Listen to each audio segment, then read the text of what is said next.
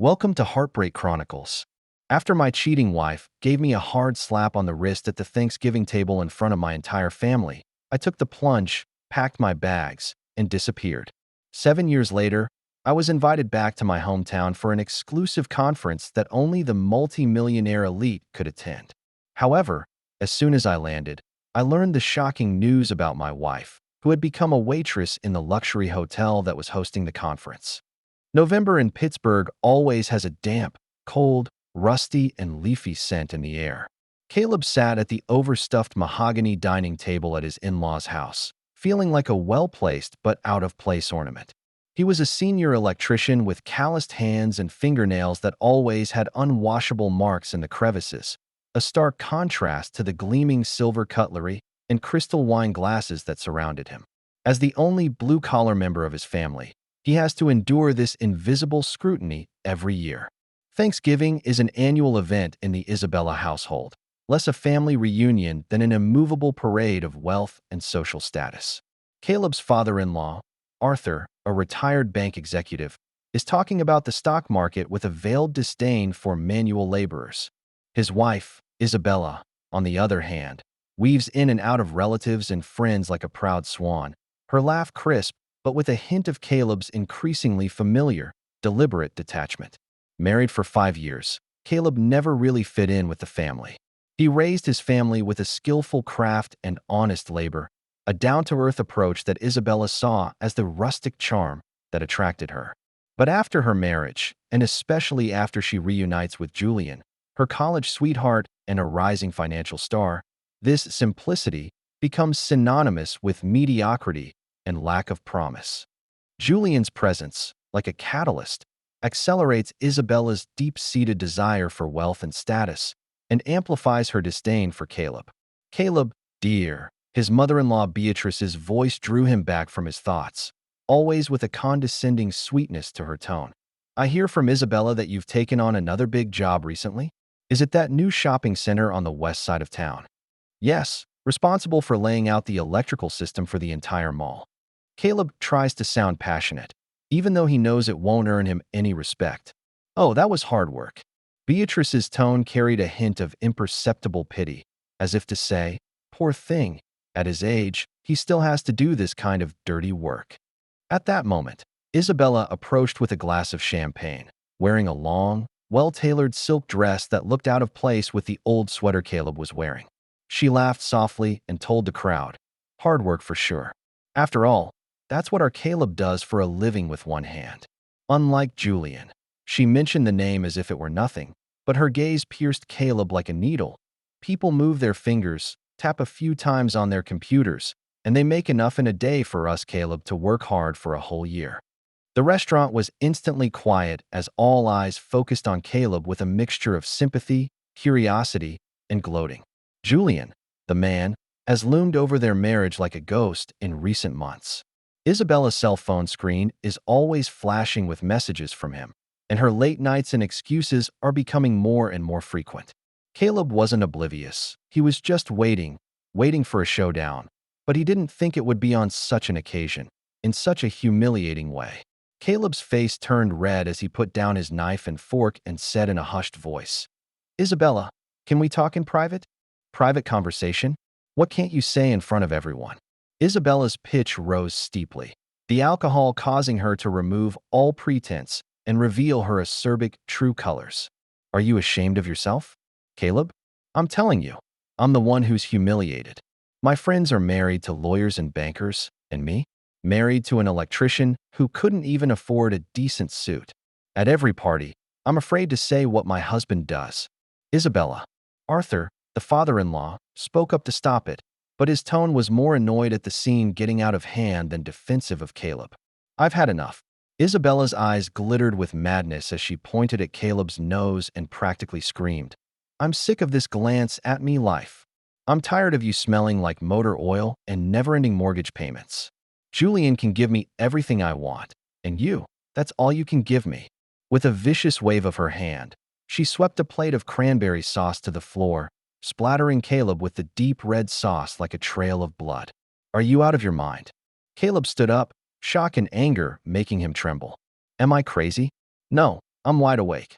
Isabella stepped forward, raised her hand, and gave Caleb a resounding slap as hard as she could. This slap is to tell you that I'm done with you for a long time. The divorce papers will be in the mail next week, and I don't want to see your loser face for another minute. The entire restaurant was silent, except for the persistent buzzing in Caleb's ears. He looked at the hysterical woman in front of him, the girl who had once held an umbrella for him on a rainy night, and said she liked the warmth of his hand, was completely dead. In its place, a stranger consumed by desire and vanity. He didn't say another word. As the crowd watched with mixed emotions, Caleb calmly wiped the sauce off his face and turned to walk up to the second-floor guest room. He methodically stuffed his few clothes into his suitcase, placed the worn wedding ring on the nightstand, and walked out of the house that was suffocating him without looking back.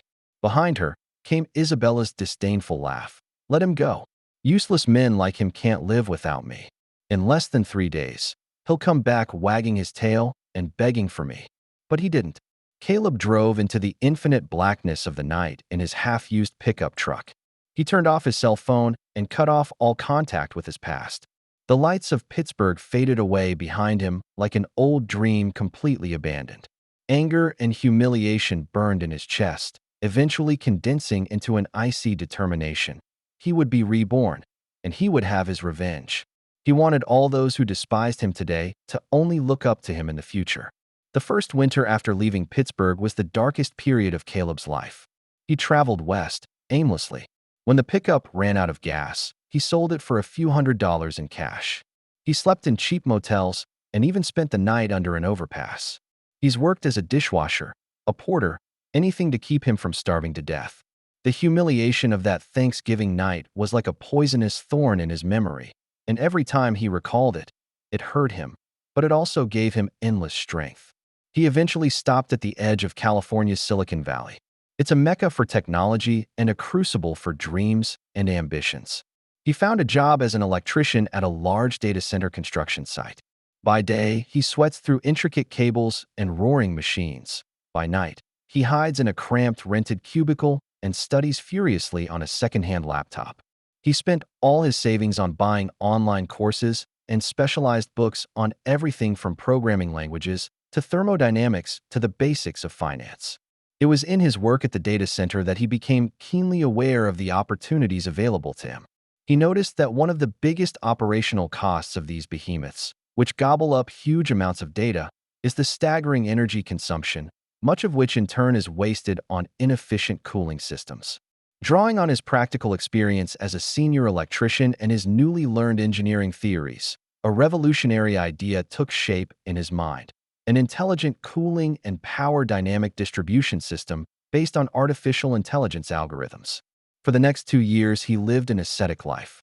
He cut out almost all unnecessary socializing and devoted every minute to his projects. Using discarded parts from construction sites, he built a crude laboratory in his shed and repeated simulations and tests. He'd lost weight and gone silent, but his eyes grew brighter, a glow lit by purpose and hope. When his prototype was finally completed, he began looking for investors. He was rejected countless times. The well-dressed venture capitalists, seeing him as a dusty, ill-mannered, blue-collar worker, looked at him with suspicion and contempt, just as Isabella's family had back then. But Caleb didn't give up. Each rejection reminded him of that slap and made his resolve stronger. Finally, an independent investor by the name of Marcus, known for his keen eye, gave him a chance. Marcus doesn't care about his origins, only the technology itself. In a demonstration, Caleb managed to reduce the energy consumption of a small server cluster by 38% using his prototype system. Marcus was shocked. He saw the huge business value behind this technology. "What do you want?" Marcus asked him. "Start a company that will make this technology the industry standard." Caleb replied, his voice husky but firm. "What's your name?" Caleb was silent for a moment. That name represents a past of humiliation and defeat. He needs a new identity, one that is completely cut off from the past. "Eric," he said, "my name is Eric." And so VoltFlow Technologies was born. With Marcus funding and connections, Eric's technology quickly went from prototype to full-fledged product. They first worked with several small and medium-sized data centers, achieving amazing energy savings and making a name for themselves in the industry. Soon, the tech giants who had turned him down were coming around and throwing them an olive branch. Over the next 4 years, VoltFlow expanded at a phenomenal rate to become a global leader in data center energy solutions. Eric, too, has made the leap from a penniless engineer to a tech nouveau riche worth hundreds of millions. He completely transformed himself by hiring a top image consultant and language coach, learning to wear expensive suits, sip fine wines, and conduct business negotiations in a calm and unemotional tone. He applied for a new social security number, legally changed his name from Caleb to Eric, and completely buried the past. Not one day in those 7 years had he forgotten that humiliating Thanksgiving. Isabella and the contemptuous faces of everyone in that house were the most powerful motivation for his late nights. The thought of revenge, like a vine buried deep in his heart, grew wildly along with his wealth, becoming clearer and more concrete. He'd been waiting for the perfect moment. One day, his personal assistant handed over a foil-stamped invitation. "Sir, this is an invitation to the Titan Summit." Eric took it and looked at it. Titan Summit, the annual closed-door meeting of the world's most influential tech and investment leaders, invites fewer than 100 people each year. And this year's venue bears a name that is both familiar and unfamiliar to him: Pittsburgh. Fate is so ironic sometimes. Eric's mouth curled into an icy smile, and he knew that his time had come. "Reply for me. I will attend." No emotion could be heard in Eric's voice. The assistant was a little surprised. "But sir, you've avoided going back to the East Coast before." "It's about time." Eric interrupted her. "Also, run an errand for me. I need a detailed report on a woman named Isabella Sterling and her partner, a man named Julian Croft. I want to know everything about them for the last 7 years, the more detailed the better. This includes their finances, their social circle, and even the floor plan of their apartment." The plane landed on a private tarmac at Pittsburgh International Airport. As Eric stepped off the gangway and breathed in the familiar damp, cold air, he knew that the revenge drama, 7 years too late, was finally going to kick off. Getting into the Rolls-Royce that picked him up, he opened the encrypted file his assistant had sent him. The contents of the document were more exciting than he had expected. Reports indicate that Isabella divorced Caleb, as she had hoped, and quickly moved in with Julian. Using Julian's contacts in the financial world, they set up a small consulting firm called Peak Investments to attract eager local businessmen. At first, they did have a good time, going to fancy places, buying luxury cars, and Isabella lived the high society life she had always dreamed of. However, their brilliance was as fleeting as a flash in the pan. Julian's investment model is essentially a well-packaged scam with huge risks behind the promise of high returns. 2 years later, a dramatic market fluctuation broke their financial chain in response. Clients lost their investments and angry investors took them to court. Although they managed to escape from prison by various means, their reputation and wealth were gone. They were forced to sell all their assets to pay off some of their debts, and the rest of the huge amount they owed was like a mountain on top of them. Julian is never the same and spends his days drinking, while Isabella has to put her foot down and take odd jobs to make ends meet. The last line of the document reads, "The subject, Isabella Sterling, is currently working as a banquet waitress at the Grand Hotel in downtown Pittsburgh. Coincidentally, the Titan Summit is being held at none other than the Grande Hotel." Eric turned off his tablet, leaned back in the soft leather seat, and closed his eyes. It was as if he could see Isabella in her cheap uniform, weaving in and out of the clothed guests, carrying plates and cleaning up the scraps. The woman who was once ashamed that her husband was an electrician now has to grovel to those she once aspired to be for a pittance. There is no more perfect stage. "To the hotel," he said to the driver, a hint of imperceptible excitement in his voice. He didn't come back to show off or seek reconciliation. He's back to collect a debt. It's not just a debt of money, it's a debt of dignity. He wanted Isabella and all those who had once despised him to see for themselves that the rock they had stepped on back then had now become a mountain they could only look up to. And he, in the most elegant and cruel way possible, will take back everything that is his. The lobby of the Hotel Grande is gilded with huge crystal chandeliers spilling their light onto the gleaming marble floors. Eric walked in slowly, wearing a perfectly tailored Tom Ford suit. He was no longer the rushed Caleb of 7 years ago. Age and success had endowed him with a calm and powerful aura that drew a lot of stares from around him. Instead of going straight to check-in, he found a seat in the lobby lounge and ordered a whiskey. Like a patient hunter, he adjusted his breathing and waited for his prey to appear. Sure enough, it wasn't long before a familiar yet unfamiliar figure entered his sight. Isabella is pushing a serving cart piled high with used dishes in the direction of the ballroom. She wore a dark uniform that didn't quite fit her, and her hair was pulled back casually behind her head, showing a few strands of gray. 7 years of wasted time had carved a clear mark on her face, the once radiant glow replaced by a bone-deep exhaustion. Her back was slightly hunched, her eyes dull, and she was completely devoid of the pride she had felt back then. As her gaze inadvertently swept across the lounge, it met Eric's eyes in the air. Time seemed to freeze in this moment.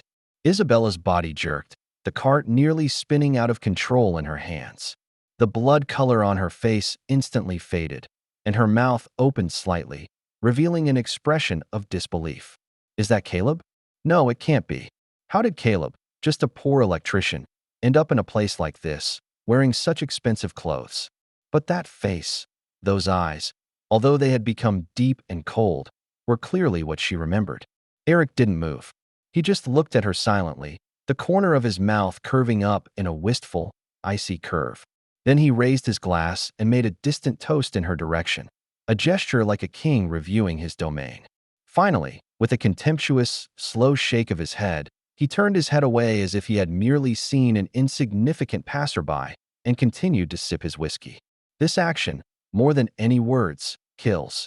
It proclaims silently, "Yes, I am the man you abandoned. Look, I'm doing great without you. You, on the other hand, have lived this pathetic life." Isabella felt her strength drained from her body. Humiliation, shock, remorse, all sorts of emotions intertwined, making her almost suffocate. Panicked, she pushed the cart and fled, turning into the employee aisle, her heart beating wildly. Eric's revenge, from this moment on, is just beginning. His plans go far beyond that. On the first day of the summit, Eric delivered a keynote speech as a special guest. He stood on stage and spoke eloquently about the blueprint for the future of energy, confident and visionary. On the stage sat the most powerful group of people on the planet, listening intently and occasionally applauding. And in the corner of the ballroom, Isabella was quietly changing drinks for the guests, along with the other waiters. She could hear his voice and see him in the spotlight, but she couldn't even get close enough. Between them, there was an impassable moat. During the presentation, Eric took a turn and said, "Folks, technology is honest, it doesn't lie. The success of a system depends on the solidity of its foundation and the integrity of its design. Any system that tries to take shortcuts and is built on false promises, no matter how shiny the surface, will eventually collapse and drag down all those who trust it. In the business world, we call it a Ponzi scheme. In the engineering world, we call it bean scum engineering. The essence is the same, deception." This comment brought a smile to some of the audience members on stage who were well-versed in the ways of finance. And in the corner, Isabella's face grew paler, knowing that the words were meant for her. At the dinner after the presentation, Eric began his second step.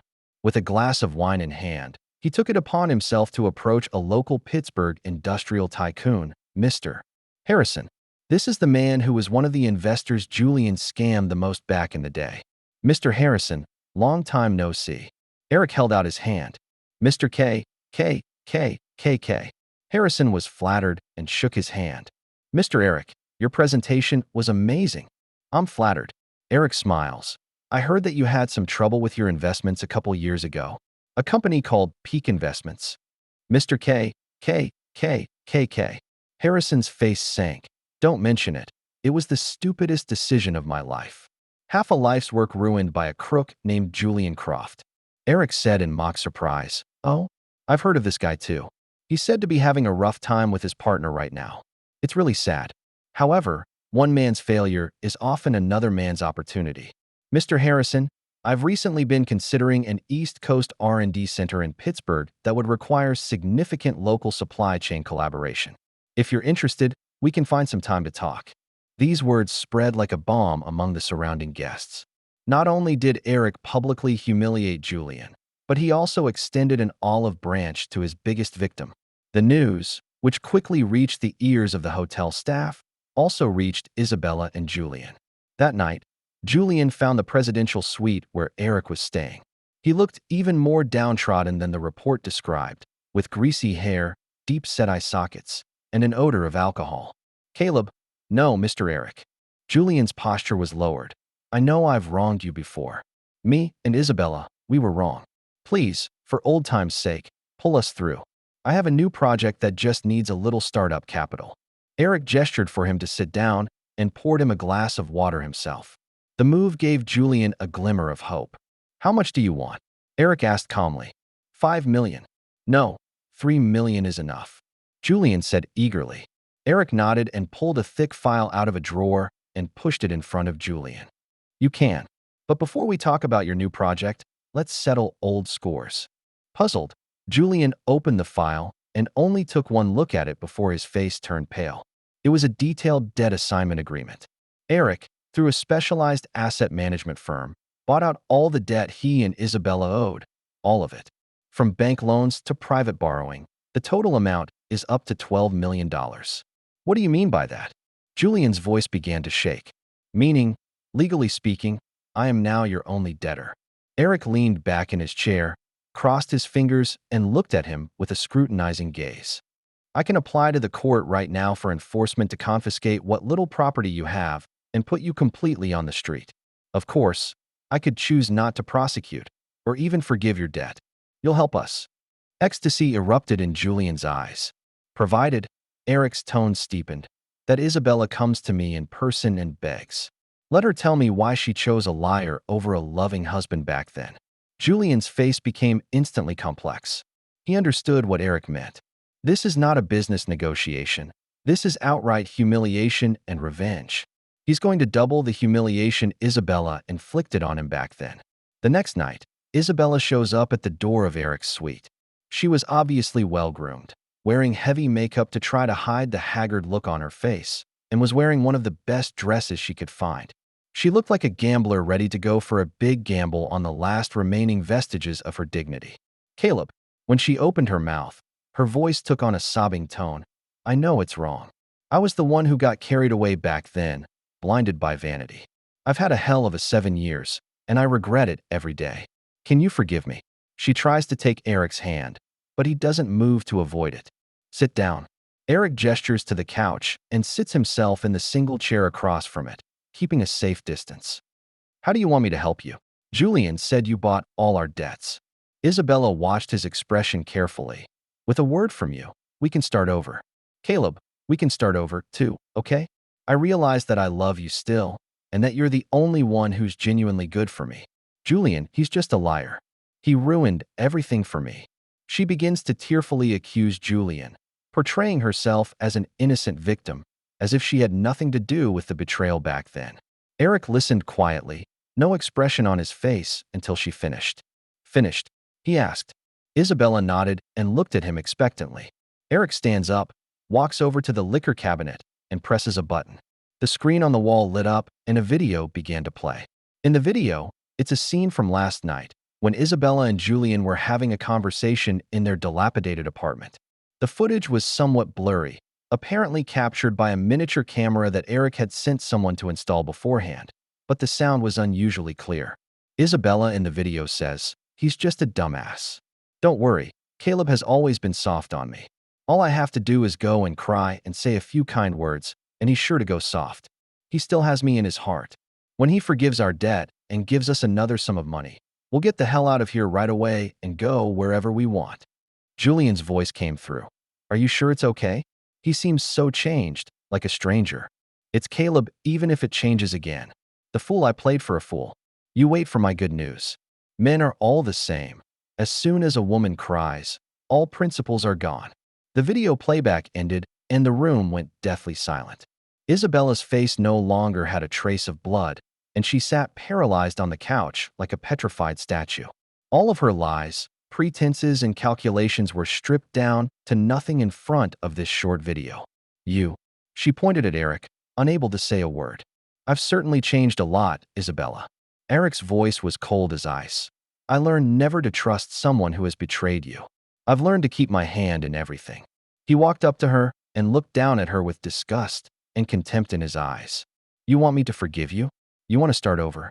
He leaned down and whispered in her ear, his voice so soft that only the two of them could hear. What you want is my money. Just like you wanted Julian's money 7 years ago. You've never loved anyone but yourself and the value you can squeeze out of men. No, it isn't. Isabella argued in vain. You think I invited you here because I really wanted to catch up with you? Eric straightened up and sneered. I just wanted you to experience for yourself what it's like to fall from the clouds to the bottom. I just want you to see with your own eyes that the man you abandoned back then has now reached heights you will never reach. He picked up the debt document on his desk and slowly tore it in half in front of her. Isabella's eyes instantly lit up with hope. But Eric threw the torn piece of paper into the fireplace, where the flames immediately engulfed it. I just destroyed this copy of mine. The original records from the bank and the court will start the enforcement process first thing in the morning. I won't forgive a penny of your debt, but I will make sure you spend the rest of your life paying it off. He paused and uttered the cruelest words. I will set up a charitable foundation named after my mother, specializing in sponsoring young people who come from poor backgrounds but are talented, like me. And every penny you repay will go into this fund. The rest of your lives will be spent atoning for your stupidity and greed back then. Each day you labor for the success of others, paving the way for the type of people you once despised. This, then, is my fresh start for you. Isabella completely breaks down. She lets out a wail of despair and collapses to the ground. Eric didn't look at her again. He straightened his suit as if he had just gotten rid of a piece of trash. He walked to the door and looked back at the woman who had been his wife, the woman who now lay on the floor like a puddle. Oh, and by the way, he said, for Thanksgiving tomorrow, I've chartered the penthouse restaurant at the Grand Hotel and invited everyone who was there that year, including your parents. Excluding you and Julian, of course. I'll show them what a great Thanksgiving a loser can have. With that said, he closed the door, cutting Isabella's cries and despair off for good. Thanksgiving dinner the next day became the talk of Pittsburgh high society for a long time. Eric stands poised in the center of the top-floor dining room. Isabella's parents, Arthur and Beatrice, were among the invitees, sitting restlessly in the corner, embarrassment and remorse written all over their faces. Relatives and friends who were here 7 years ago to witness Caleb's humiliation have now changed their fawning faces and are clamoring to toast Eric. Halfway through the dinner, Eric's lawyer walks in and whispers something in his ear. Eric nods and picks up the mic. Gentlemen, allow me to interrupt. He smiled and said, I've just received news that the court has formally accepted the application for debt enforcement against Julian Croft and Isabella Sterling. All their remaining assets will be frozen for auction. Also, the district attorney has filed an indictment against them due to alleged fraud in their early investments. The restaurant was in an uproar. Arthur and Beatrice's faces turned as white as paper. Eric continued, 7 years ago today, I lost everything here. But today, I want to be thankful for that experience. Because it taught me that the value of life is not defined by others, but created by myself. It also taught me that there are some mistakes that take a lifetime to pay off. He raised his glass to a new beginning and to the end of an old era. When he finished, he stopped paying attention to the crowd's reaction and walked straight to the floor-to-ceiling windows overlooking the entire Pittsburgh night scene. The city was brightly lit, just as it had been when he left 7 years ago, but his state of mind was very different. He succeeded. He got his revenge. But there was no ecstasy in his heart, only a great, empty calm. The electrician named Caleb, along with all his love and hurt, is forever in the past. Eric, on the other hand, will take the volt flow and fly higher and farther. He will never love or believe again. His life will be nothing but a career and a never-ending march. That may also be a price to pay, but in his opinion, it was worth it. That's the end of today's story. For more captivating tales, hit subscribe and never miss an episode.